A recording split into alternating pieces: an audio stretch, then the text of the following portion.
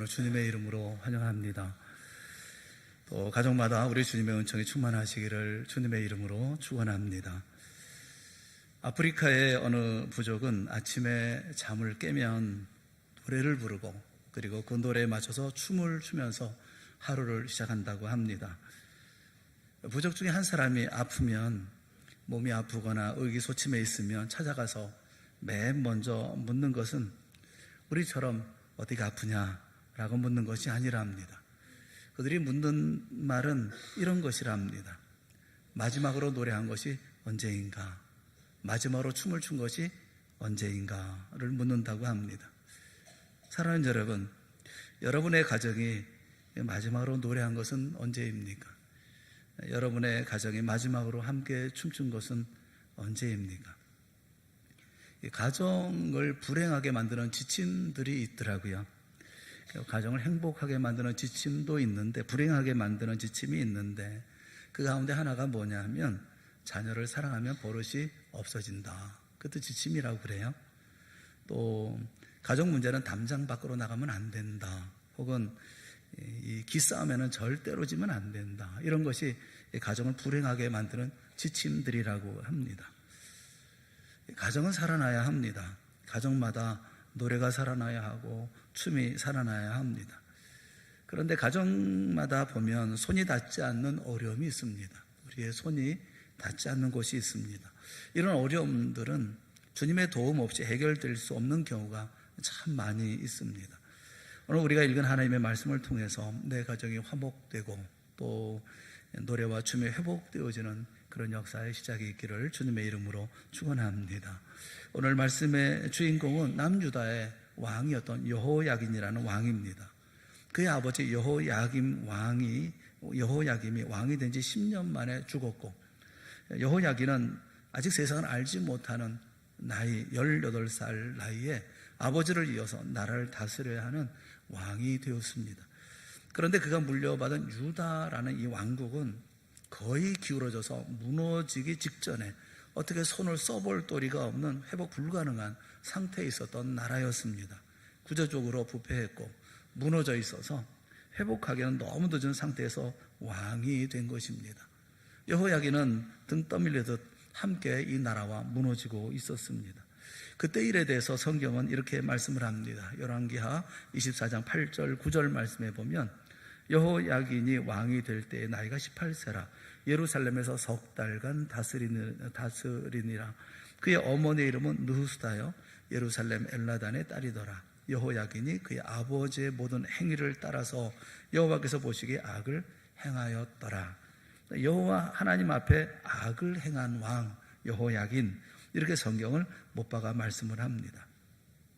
하지만 생각해보면 여호야긴 입장에서는 억울할 수 있습니다. 왕이 된 지 겨우 석 달밖에 되지 않았거든요. 무언가를 일할 수 있는 시간이 없었습니다. 뭔가 악을 행할 수 있는 시간도 많지 않았습니다. 내가 왕이 맞나 실감도 하기 전에 왕위에서 내려와야 했었기 때문에 그렇습니다. 나를 어떻게 새롭게 세워볼 기회조차 없었던 거죠. 그가 왕이 된 지 석 달 만에 당시 최강이었던 바빌론의 느부갓네살 왕이 대군을 몰고 와 작은 나라 유다를 침공해 왔던 것입니다. 유다는 이 바벨론의 상대가 되지 않았습니다. 여호야긴은 이미 틀렸다고 하는 사실을 알고 저항하는 대신에 느부갓네살 왕 앞에 항복을 했습니다. 열왕기하 24장 이어지는 10절부터 12절 말씀에 보면 그 말씀이 있어요. 그때 바빌론의 왕 느부갓네살의 신복들이 예루살렘에 올라와서 그 성을 애워싸니라. 그의 신복들이 애워쌀 때 바빌론의 왕 느부갓네살도 그 성에 이르니 유다의 왕 여호야긴이 그의 어머니와 신복과 지도자들과 내시들과 함께 바벨론 왕에게 나아가매, 바벨론 왕에게 나아갔다는 것은 항복했다는 말입니다. 왕이 잡으니 때는 바벨론의 왕 8째 해이라. 그들 모두는 바벨론으로 끌려갔습니다. 그리고 그의 숙부였던 마따디아가 시드기야라는 새로운 이름으로 느부갓네살에 의해서 꼭두각시 왕이 되었던 것입니다. 그러면 끌려간 여호야긴 왕은 어떻게 되었을까요?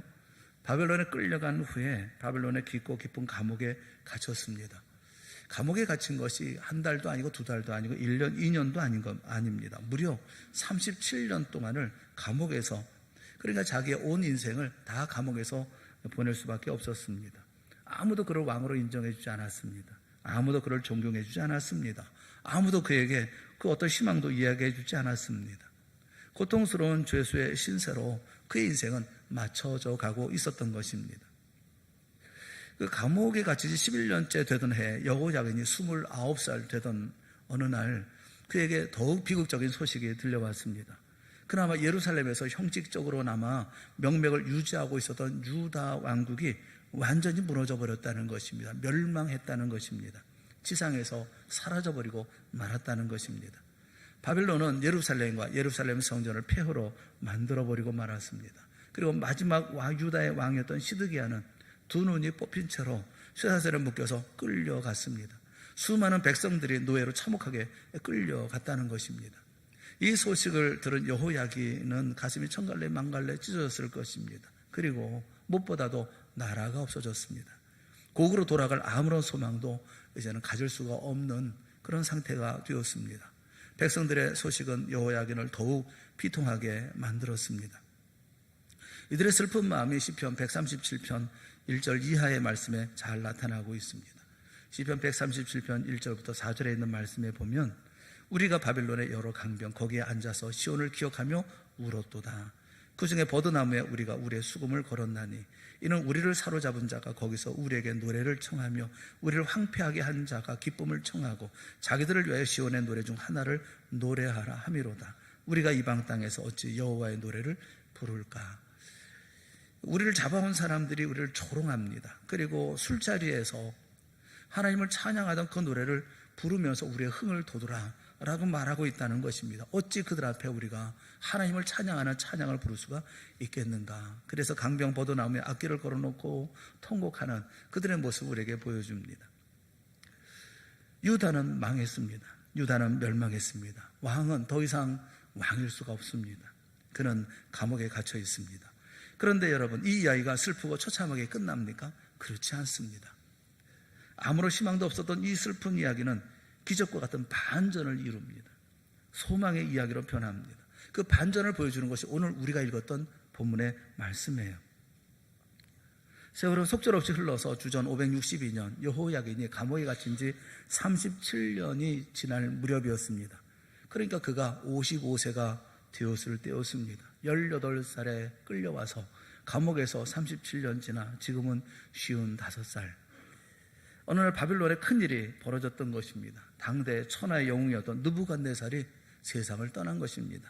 그리고 그 아들 에빌므로닥이 아버지를 이어서 왕좌에 앉게 되어졌던 것입니다. 새 왕의 등극 소식이 사실 감옥에 전해지긴 했지만 죄수들에게 달라질 게 뭐가 있겠습니까? 죄수들에게는 아무런 의미가 없습니다. 이 왕이든 저 왕이든 아무런 의미가 없습니다. 그런데 놀라운 일이 벌어졌던 것입니다. 도저히 믿어지지 않는 소식이 여호야긴에게 전해졌던 것입니다. 그것은 석방 소식입니다. 여호야긴을 석방한다는 것입니다. 37년 만에 이제 감옥에서 나오게 되었습니다. 그런데 이 석방도 단순한 석방이 아니었습니다. 사람들이 와서 그를 깨끗이 씻습니다. 그리고 놀랍게도 그에게 왕들이 입는 귀한 옷을 입힙니다. 그리고 머리에 왕관을 씌웁니다. 가죽신을 신깁니다.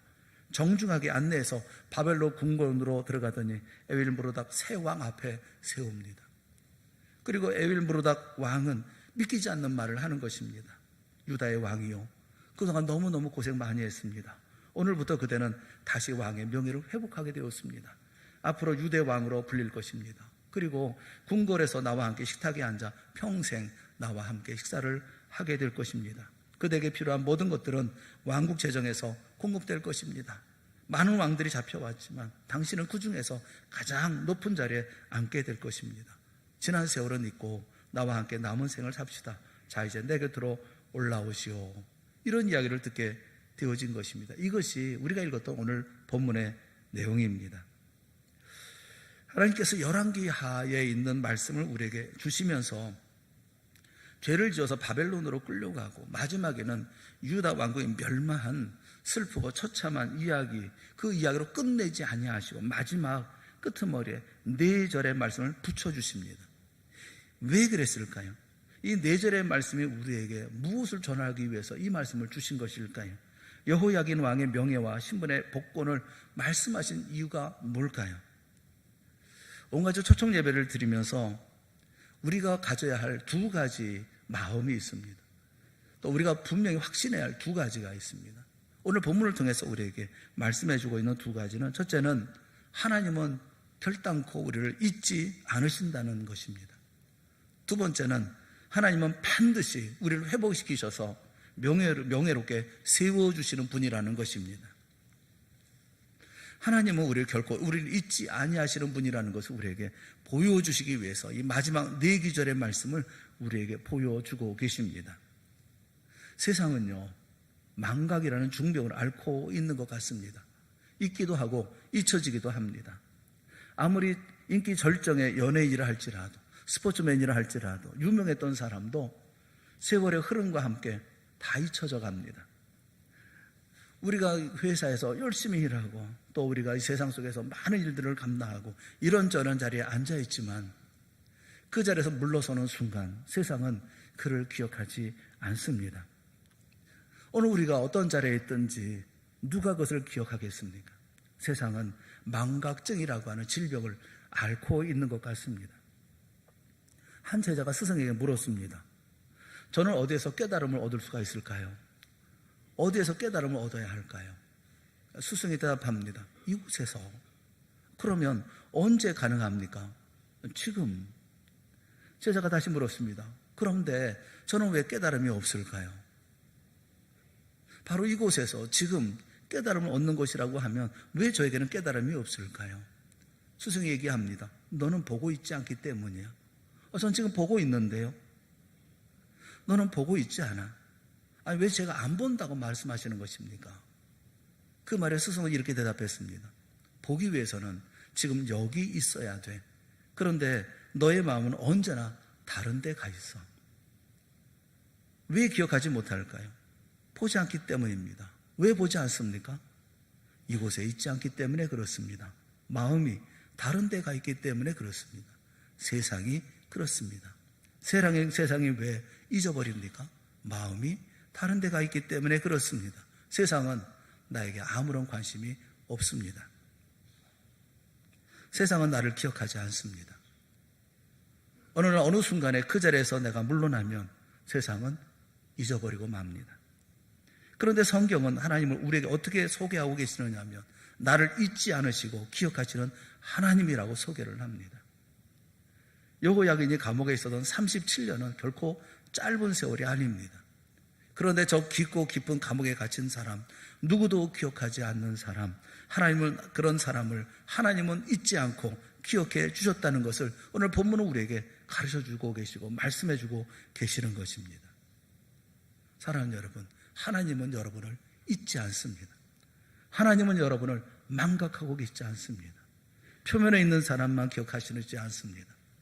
보이지 않는 사람도, 깊고 깊은 흑암 가운데 있는 사람도, 절망과 좌절 가운데 있는 사람도 하나님은 여전히 바라보시고 그에게 마음을 주고 계십니다. 왜냐하면 주님은 그를 사랑하시기 때문에 그렇습니다. 성경은 기억하시는 하나님에 관해서 많이 말씀을 하십니다. 홍수로 인해서 방주에 들어간 노아의 가족, 그 가족을 기억하셨다, 그렇게 말씀합니다. 창세기 8장 1절 말씀에 보면 하나님이 노아와 그와 함께 방주에 있는 모든 들짐승과 가축을 기억하사 말씀합니다. 기억하셔서, 그래서 하나님이 바람을 땅 위에 불게 하심에 물이 줄어들었다 말씀합니다. 13년 동안 노예로 팔려가서 마침내 감옥에까지 떨어진 요셉을 하나님은 기억하셨다 말씀합니다. 하나님의 애굽 사람을 죽이고 시리에 빠져서 미디안 광야로 40년 동안 도피해 있었던 도망자 모세, 온 세상에 다 잊어버린 모세를 하나님은 잊지 않으십니다. 이사야서 49장 14절과 15절 말씀해 보면 하나님이 어떤 분인가를 우리에게 말씀하고 있습니다. 우리 다 같이 한번 같이 봉독하겠습니다. 시작. 오직 시온이 이르기를 여호와께서 나를 버리시며 주께서 나를 잊으셨다 하였거니와 여인이 어찌 그 젖먹는 자식을 잊겠으며 자기 태에서 난 아들을 긍휼히 여기지 않겠느냐. 그들은 혹시 잊을지라도 나는 너를 잊지 아니할 것이라. 할렐루야. 젖먹이 자식을 잊을 수 있는 어머니가 어디 있겠습니까? 그러나 그 어머니가 잊는다 할지라도 혹시 잊을지라도 나는 너를 잊지 아니할 것이라 말씀하고 계십니다. 사랑하는 여러분, 하나님은 여러분을 기억하십니다. 하나님은 여러분을 아십니다. 하나님은 여러분에게서 그 모든 눈길을, 관심을 끊어본 적이 없습니다. 이렇게 기억해 주시는 하나님이 바로 저와 여러분의 하나님이신 줄 믿으시기를 축원합니다. 하나님의 시선 안에 우리가 있고 기억하시는 사랑 안에 우리가 살아가고 있는 한 결코 우리에게는 절망이 있을 수 없습니다. 결코 우리에게 낙심은 있을 수 없습니다. 하나님 우리를 기억해 주실 것이기 때문에 그렇습니다. 세상 누구도 우리를 기억하지 못할지라도 낙심할 이유가 없습니다. 하나님은 우리를 잊지 않고 계시기 때문에 그렇습니다. 세상의 기억력이라고 하는 것은 늘 오염된 기억력입니다. 대상에 따라서 기억력이 다릅니다. 사랑 때문에 기억하는 기억이 있고 증오 때문에 기억하는 기억이 있습니다. 이 두 가지 중에 우리에게 오래오래 남는 것은 어떤 것일까요? 세상은 사랑의 기억력이 없습니다. 세상은 증오의 기억력만 가지고 있습니다. 미움이란 감정은 오래 지나도 없어지지 않습니다. 자신에게 섭섭하게 했던 일들이 오랫동안 기억이 됩니다. 나를 모독했던 기억, 나를 억울했던 감정, 이것은 10년, 20년, 평생 지나도 그대로 남고 오히려 더 짙어지기만 합니다. 그렇게 증오의 기억은 오래오래 갑니다. 그런데 누구에게 사랑받고 은혜받은 일에 대한 이런 사랑에 대한 기억은 매우 짧습니다. 금방 또 잊어버립니다. 하나님은 여호야긴을 기억하시고 포로로 끌려간 유다 백성들을 기억하십니다. 이유가 뭘까요? 미움 때문에 하는 기억일까요? 아니면 사랑 때문에 하시는 기억일까요? 생각해보면 이 백성들은 하나님의 마음을 너무나 많이 아프게 했던 사람들입니다. 하나님을 떠나서 우상 숭배하고 숱하게 악을 행하고 하나님의 마음을 긁어내고 또 뒤집어 놓은 이들입니다. 기억하신다면 미워하셔서 기억하시는 게 맞겠다 싶습니다. 이 왼수들 그러셔야 되지 않겠습니까? 그런데 하나님은 불쌍히 여기시고 사랑하셔서 그들을 구원해 주시기 위해서 기억하셨다는 것을 성경 우리에게 말씀해 주고 있습니다. 사랑하는 여러분, 지난 세월 동안 우리는 하나님의 마음을 많이도 아프게 해드렸습니다. 하나님 앞에 부정하게 살 때도 많았습니다. 해서는 안 될 짓도 많이 했고 해야 될 일은 하지도 않았습니다. 미움과 증오와 시기와 질투로 사람들을 아프게 하기도 하고 게으르고 나태하게 제대로 살지도 않았습니다. 얼마나 많은 부족한 삶이었는지 다른 사람은 몰라도 적어도 나는 압니다. 마음이 더럽고 부패하고 생각하고 계획하는 것이 다 하나님 앞에 온전치 못했습니다. 그런데 하나님은 우리의 부끄러운 죄들을 다 잊으시고 동의서에서 먼 것 같이 다 던져버리시고 오히려 우리를 사랑하셔서 지금 이 순간 우리를 기억해주고 계시다, 그렇게 말씀하십니다. 우리를 기억해 주시는 하나님, 사랑의 눈으로 바라보시는 그 하나님이 저와 여러분을 기억해 주시는 한 우리는 결코 상황 종료를 외쳐서는 안 되는 것입니다. 아직 상황이 종료된 것이 아니기 때문에 그렇습니다. 성도들에게는 어떤 상황에서도 대역전의 기회가 남아 있습니다. 37년 동안 그런 포기하고 살았을 것입니다. 하지만 그의 인생에 대역전의 기회는 남아 있었던 것입니다. 성도들에게 그의 말 공격은 끝나지 않았습니다. 언제까지 경기는 계속됩니까? 우리가 이길 때까지입니다. 그때까지 경기는 끝나지 않습니다. 하나님의 은혜는 잠시 유보가 될 뿐 결코 취소된 적은 없습니다. 그렇게 힘들어도 어려워도 포기하지 마십시오. 하나님이 끝이라고 말씀하기 전까지는 아무도 끝이라고 얘기할 것이 아닙니다. 하나님이 쉼표를 찍은 곳에 마침표를 찍지 마십시오. 우리는 회복될 수 있습니다. 우리 가정도 회복될 수 있습니다. 왜냐하면 하나님의 마음은 언제나 우리를 향해 있고 그래서 늘 바라보고 계시기 때문에 그렇습니다. 내가 우리 주님께 사랑받고 있음을 꼭 믿고 그리고 포기하지 아니하고 내 가정을 향해서 끊임없이 끝까지 주 앞에서 더 좋은 믿음의 모습을 갖기 위해서 기도하며 간구하며 말씀을 전하며 더 좋은 믿음의 삶을 살아가는 우리 성도들 모두가 되어질 수 있기를 주님의 이름으로 축원합니다. 첫째는 하나님은 기억하신다는 것입니다. 두 번째는 하나님은 기억만 하시는 것이 아니라 회복시키셔서 명예롭게 세워주시는 분이라는 것을 우리에게 말씀해 줍니다. 하나님은 여호야긴 왕과 백성들을 기억하기만 하신 것이 아닙니다. 구체적으로 회복하셔서 회복시키셨습니다.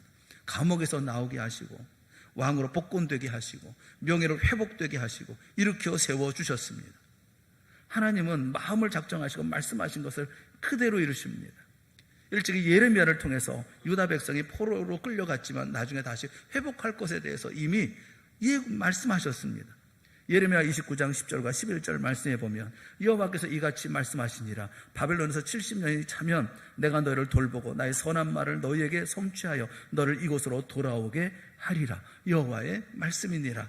너를 향한 나의 생각을 내가 하나니 평안이요 재앙이 아니니라. 너희에게 미래와 희망을 주는 것이니라. 할렐루야. 약속하신 그대로 하나님은 회복의 첫 단계로 우선 여호야긴을 왕으로 복권시켜 주신 것입니다. 유다의 왕이 다시 회복되어 일어난 것입니다. 사랑하는 여러분, 주님은 회복의 첫 단계로 우리를 오늘 교회에 나오게 하신 줄로 믿습니다. 복권되고 복된 가족을 만들고 주의 은총 넘치는 가족으로 이루어 주시기 위해서 우리로 첫걸음을 걷게 하여 주신 줄로 믿습니다. 사랑하는 여러분, 이 유다 왕의 회복은 영적으로 매우 중요한 상징성을 가지고 있습니다. 신약에 예수님을 보여주고 있기 때문에 그렇습니다. 예수님은 우리를 위해 십자가에 죽으셨습니다. 우리의 죄 때문에, 우리가 어찌할 수 없는 죄 가운데 헤어나올 수 없는 우리들을 위해서 주님께서 희생 양이 되어주셔서, 그래서 나를 위해 죽어주심으로 우리의 모든 죄를 용서해 주셨습니다. 십자가에 달리셨을 때 그 십자가 위에 유대인의 왕 예수라는 명패를 붙였습니다. 왕이신 예수님이 죽으셨습니다. 사람들은 유대인의 왕이 죽었다 생각했습니다. 그런데 그 왕이 깜짝 놀랄 모습으로 그들에게 다시 나타나셨습니다. 예수님은 죽은 지 사흘 만에 부활하신 것입니다. 놀랍고 놀라운 유대인의 왕의 회복이었습니다. 주님은 부활하신 후 단지 유대인의 왕이 아니라 온 세상의 왕이요 만왕의 왕으로 다시 이 땅에 계신 것입니다. 예수님의 부활로 분명해진 이 회복의 복음은 그 제자들을 통해서 온 세상에 선포되었습니다. 지금도 회복의 복음이 곳곳에 전해지면서 하나님과 예수님과 성령님 삼위일체 하나님 안에서 엄청난 회복의 역사들이 일어나고 있습니다. 질병과 실패로 망가졌던 인생이 회복됩니다. 깨진 가정이 회복됩니다. 희망 없던 사업장이 다시 한번 시작이 되어집니다. 포기했던 젊은 날의 비전이 회복이 되어집니다. 중국과 러시아처럼 공산주의로 얼어붙었던 복음의 불모지 위에 꽃이 피고 열매가 맺혀지고 있습니다. 여러분, 예수 그리스도의 부활의 회복의 복음을 강하게 믿는 여러분들이 되어질 수 있기를 주님의 이름으로 축원합니다. 회복시키시는 하나님이라는 것입니다. 아프리카 동부의 어느 부족은 아이의 생일을 정하는데, 생일을 정하는 자신들만의 방식이 있다고 그럽니다. 아이가 태어난 날이나 잉태한 날이 아니라 어머니의 마음속에 그 아이에 대한 생각이 맨 처음 떠오르는 날, 그날을 생일로 정한다고 합니다. 어머니의 마음속에, 아직 아이가 생기기도 전에 마음속에 아이에 대한 생각이 떠오르면 바로 그날이 아이의 인생이 시작되었다라고 믿기 때문에 그렇습니다. 어머니의 자궁이 아니라 어머니의 마음속에 최초로 잉태된 날, 이 날이 이 부족 사람들의 생일이라는 것입니다. 그렇다면 여러분, 하나님의 자녀들의 생일은 언제일까요? 하나님의 마음에 있던 날, 하나님의 마음에 있던 날은 언제입니까? 이 세상이 만들어지기 전, 세상이 창조되기 전, 시간이라는 것이 있기 전, 창세전에 그리스도 안에서 우리를 택하사 우리로 사랑 안에서 그 안에 앞에 거룩하고 흠이 없게 하시려고 그 기쁘신 때로 예정하신 그날, 영원 전의 날, 그날이 우리의 생일이 아니겠습니까? 우리 주님은 우리를 세상을 만들기 전 영원 전부터 기억하고 계셨고 마음속에 품고 계셨습니다. 그렇다고 한다면 그 영원한 날들 동안, 이 온 세상이 만들어질 그 모든 날들 동안 우리를 향한 계획은 얼마나 어마어마한 계획을 세우셨겠습니까? 노아의 가족을 기억하시는 하나님은 그들을 답답한 방주에서 벗어나 회복된 새로운 땅에서 살게 하셨습니다. 새로운 인생의 삶을 그들은 살게 하셨습니다. 요셉을 기억하셔서 감옥에서 나오게 하시고 애굽의 총리가 되게 하신 분은 바로 하나님이셨습니다. 모세를 기억하셔서 미디안 광야에서 40년 만에 나오게 하시고, 그리고 이스라엘 백성을 애굽에서 구원한 지도자가 되게 하신 분은 하나님이셨습니다. 그러게 우리 이렇게 기도해야 합니다. 하나님, 쓰러진 저를 일으켜 세워 주시옵소서. 망가진 저를 회복시켜 주시옵소서. 상처 입은 저를 싸매 주시옵소서. 하나님의 손에서 새로운 존재로 다시 서게 하여 주시옵소서. 삶의 평안을 주옵시고 더욱 주님과 함께하는 사람이 되게 하여 주시옵소서. 가정이 회복되게 하시고, 그래서 가정을 통해 주님의 나라가 이루어진 놀라운 역사가 나로부터 시작되게 하여 주시옵소서라고 말입니다. 회복시키실 하나님의 손길은 여호야긴 개인에게만 국한된 것이 아니었습니다. 후에 하나님이 유다 백성 전체를 회복시키셨습니다. 얼마 후에 바벨론이 멸망하고 페르시아 제국이 등장했을 때 고레스 왕을 통해서 유다 백성들에게 예루살렘으로 돌아가게 하셨습니다. 역대하 36장 23절 말씀에 보면 유다 백성의 귀환에 대해서 말씀을 합니다. 바사왕 고레스가 이같이 말하노니 하늘의 신 여호와께서 세상 만국을 내게 주셨고 나에게 명령하여 유다 예루살렘의 성전을 건축하라 하셨나니 너희 중에 그의 백성 된 자는 다 올라갈지어다. 너희 하나님 여호와께서 함께 하시기를 원하노라 하였더라. 온 백성들이 다 이제 돌아가게 되어졌습니다. 이 놀라운 일을 이루신 분이 하나님이십니다. 지금도 하나님 우리를 싸매시고 회복시키시는 놀라운 역사를 베풀고 계시는 것입니다. 이사야서 30장 26절에 있는 말씀을 우리 한번 다 같이 읽어보겠습니다. 시작. 여호와께서 상처를 싸매시며 그들의 맞은 자리를 고치시는 날에는 달빛은 햇빛 같겠고 햇빛은 7배가 되어 7날의 빛과 같으리라. 아멘. 여러분의 가정에 이와 같은 놀라운 역사가 이루어지기를 주님의 이름으로 축원합니다. 가족을 세우실 것입니다. 가정을 회복시켜 주실 줄로 믿습니다. 오늘 온 가족 초청 예배를 드립니다. 이전에 우리 가정의 삶이 마치 포로되어서 감옥에 있던 여호야긴과 같았다면 이후로는 왕으로 명예를 회복하고 복권된 여호야긴처럼 되기를 주님의 이름으로 축원합니다.